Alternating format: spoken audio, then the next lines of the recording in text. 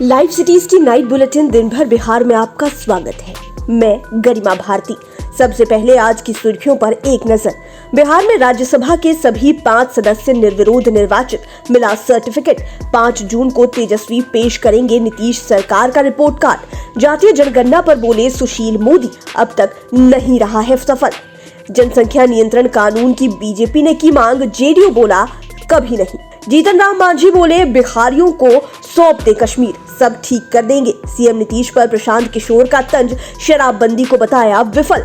कटिहार में दर्दनाक सड़क हादसा, 3 की मौत, 6 घायल। सिवान राजदेव हत्याकांड मामले में सीबीआई ने जिस महिला को बताया मृत, निकली जिंदा। पटना में IIFL फाइनेंस कंपनी में लूट, 8 किलो सोना ले उड़े अपराधी। और गोपालगंज में NSG का कमांडो लगा रहा चाय का ठेला, चर्चा तेज। अब खबरें विस्तार से।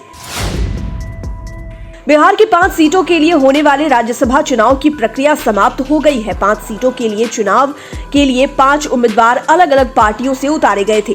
सभी निर्विरोध निर्वाचित हो गए हैं। राज्यसभा की 5 सीटों के लिए भाजपा से 2 उम्मीदवार, जेडीयू से 1 उम्मीदवार, वहीं आरजेडी के 2 उम्मीदवार उतारे गए थे। सभी 5 उम्मीदवार का निर्वाचन निर्विरोध कर लिया गया है। आपको बता दें कि राज्यसभा की 5 सीटों के लिए होने वाले चुनाव में सभी की निगाहें केंद्रीय मंत्री RCP सिंह पर टिकी हुई थी। RCP सिंह जेडीयू कोटे से राज्यसभा के सांसद थे। उसी के तहत वह केंद्र में इस्पात मंत्री भी हैं, लेकिन जेडीयू ने उनका टिकट काटकर झारखंड के खीरू महतो को दे दिया। अभी फिलहाल RCP सिंह न तो लोकसभा और न ही राज्यसभा के सदस्य हैं। हालांकि उनका कार्यकाल जुलाई तक है। वह केंद्र में जुलाई तक मंत्री बने रह सकते हैं। संपूर्ण क्रांति दिवस के अवसर पर 5 जून को महागठबंधन सभी लेफ्ट पार्टियों और आरजेडी द्वारा रिपोर्ट कार्ड निकाला जाएगा और डेटा के साथ पेश किया जाएगा। इस बात की जानकारी देते हुए तेजस्वी यादव ने कहा कि सदन में उनके झूठ को हम लोगों ने पर्दाफाश तो किया ही है, लेकिन सभी वादे फेल हो गए हैं। 19 लाख रोजगार का वादा किया गया था, लेकिन सरकार बने 2 साल हो गए, किसी को भी रोजगार नहीं मिला।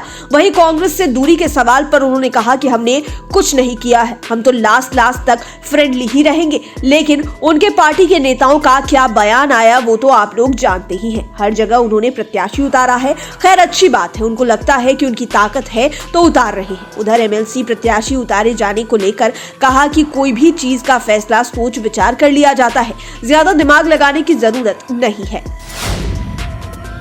बिहार बीजेपी के नेता बिहार में होने वाले जातीय जनगणना का खुलकर विरोध तो नहीं कर रहे, लेकिन लगे हाथों नीतीश कुमार को आईना भी दिखा रहे हैं।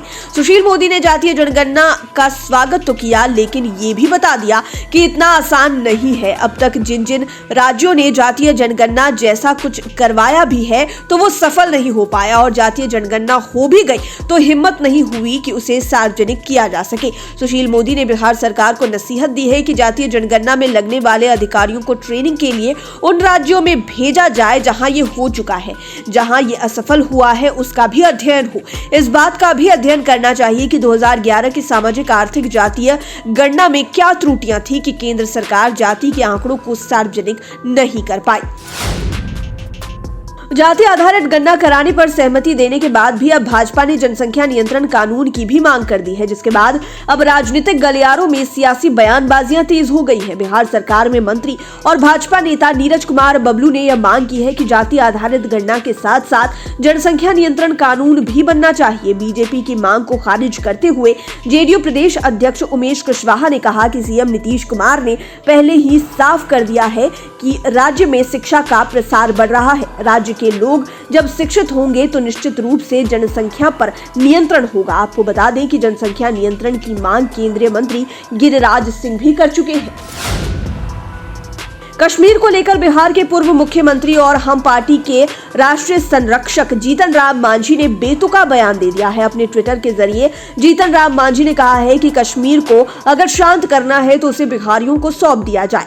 जीतन राम मांझी ऐसे बयान पहले भी देते रहे हैं। पूर्व मुख्यमंत्री ने यह बातें ट्वीट कर कही है। जीतन राम मांझी ने 18 मार्च के अपने ट्वीट को रिट्वीट करते हुए कहा कि हमने पूर्व भी कहा था कि कश्मीर फाइल्स फिल्म आतंकी साजिश है, जिसको देखकर कश्मीर में खौफ और दहशत का माहौल बनाया जा रहा है। कश्मीर में घटी आतंकी वारदातों ने मेरी बातों को सही साबित किया है। मैं केवल इतना कहूंगा, अगर कश्मीर को शांत करना है तो उसे हम बिहारियों को सौंप दे, सब ठीक हो जाएगा।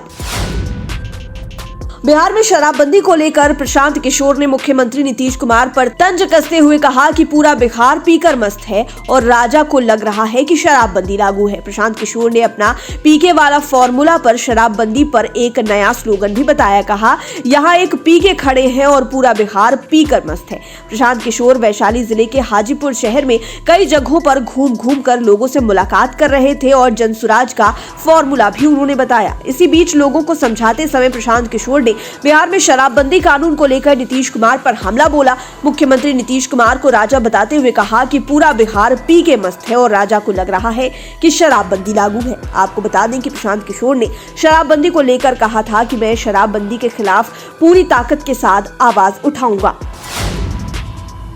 कटिहार में सड़क हादसे में 3 लोगों की मौत हो गई जबकि 6 लोग घायल हो गए। घटना सालमारी बारसोई स्टेट हाईवे के मुकुरिया के पास हुई है, जहां ऑटो और मोटर बाइक की आमने सामने जबरदस्त भिड़ंत हो गई।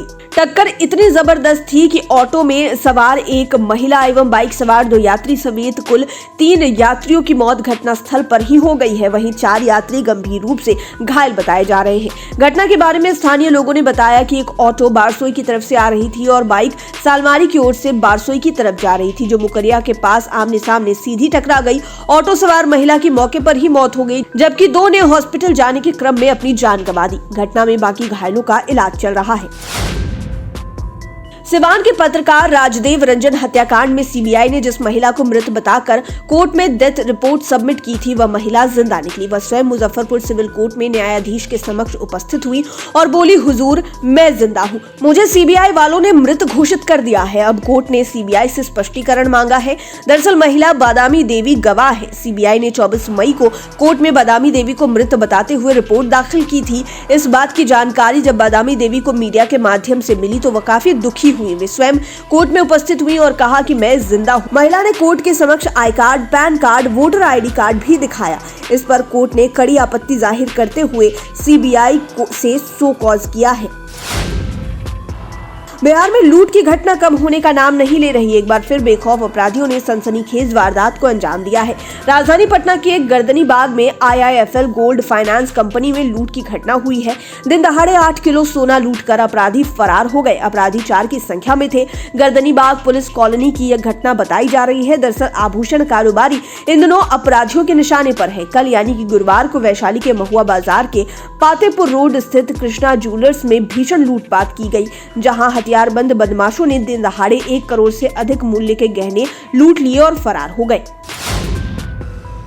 गोपालगंज में सड़क पर एक कमांडो चाय बेच रहा है। वहां से गुजरने वालों की निगाहें NSG कमांडो के ठेले पर अपने आप रुक जाती है। ठेले पर जो बैनर लगा है उस पर लिखा है कि कमांडो चाय अड्डा। इसकी चर्चा हर जगह हो रही है। आखिर 75,000 महीने की सैलरी पाने वाला NSG कमांडो को चाय का ठेला क्यों लगाना पड़ा? इसको लेकर कमांडो ने बताया कि 2014 में BSF में उसने ज्वाइन किया था। बाद में डेपुटेशन पर NSG कमांडो के रूप में ड्यूटी की। अभी 39 दिन की छुट्टी लेकर घर आए हुए हैं। मोहित ने कहा कि समाज में पॉजिटिव सोच का संदेश देना चाहता हूं। उनका मानना है कि कोई भी काम छोटा बड़ा नहीं होता। किसी भी काम को करने के लिए लाज शर्म को दरकिनार करना होगा, तभी वह बेहतर मुकाम पर पहुंच सकते हैं। लाइव सिटीज की नाइट बुलेटिन में फिलहाल इतना ही। खबरों की दुनिया में बने रहने के लिए हमारे चैनल को सब्सक्राइब करें। ये वीडियो फेसबुक पर देख रहे हैं तो पेज को लाइक करें। साथ ही साथ हमें ट्विटर पर जरूर फॉलो करें। धन्यवाद।